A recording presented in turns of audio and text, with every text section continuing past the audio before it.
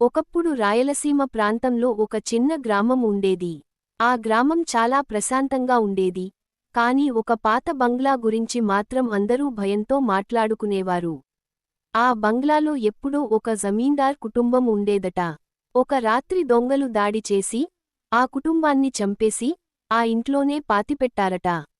అప్పటి నుండి ఆ బంగ్లా ఎవరూ చేరని స్థలంగా మారింది.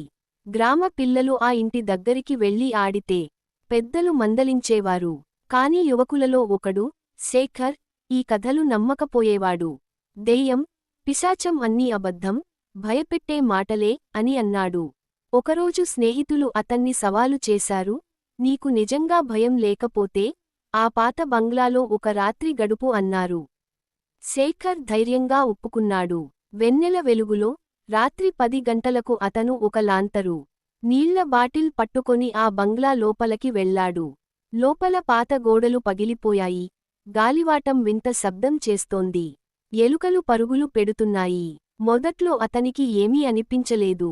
అన్నీ సహజమే అని నవ్వుకున్నాడు. కాని అర్ధరాత్రి 12 దాటిన తర్వాత వింత శబ్దాలు వినిపించాయి. గోడలపై నీడలు కదులుతున్నట్లుగా కనిపించాయి. ఒక్కసారిగా పై అంతస్తు నుండి పాదాల గట్టిగా నడిచే శబ్దం వినిపించింది. శేఖర్ లాంతరు పట్టుకొని పైకి ఎక్కాడు. అక్కడ ఒక గది తలుపు సడన్గా తెరుచుకుంది. లోపల తెల్లని చీర కట్టుకున్న ఒక ఆడరూపం కిటికీ దగ్గర నిలబడి ఉంది. జుట్టు ముఖం మొత్తం కప్పేసింది.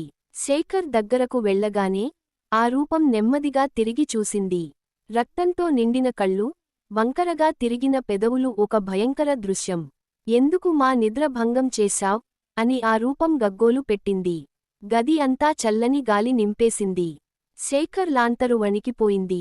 గుండె గబగబ కొట్టుకుంది. అతను పరుగెత్తి బయటకి వెళ్లాలని ప్రయత్నించాడు. కాని తలుపులు స్వయంగా మూసుకుపోయాయి. గోడలపై రక్తపు చెయ్యి ముద్రలు కనిపించాయి.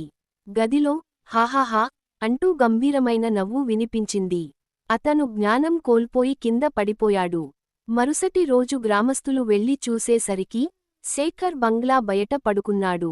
ప్రాణం పోలేదు, కాని అతనికి జ్వరం వచ్చేసింది. ఏం జరిగిందో చెప్పలేకపోయాడు. ఆ రోజునుంచి అతను ఇకపై ఆ బంగ్లా దగ్గరికి వెళ్లలేదు. నీతి: ప్రతి పాత స్థలానికి ఒక చరిత్ర ఉంటుంది. పెద్దలు చెప్పిన మాటలు ఎప్పుడూ అబద్ధం కావు. ధైర్యం మంచిదే, కాని అహంకారం మనల్ని ప్రమాదంలో పడేస్తుంది.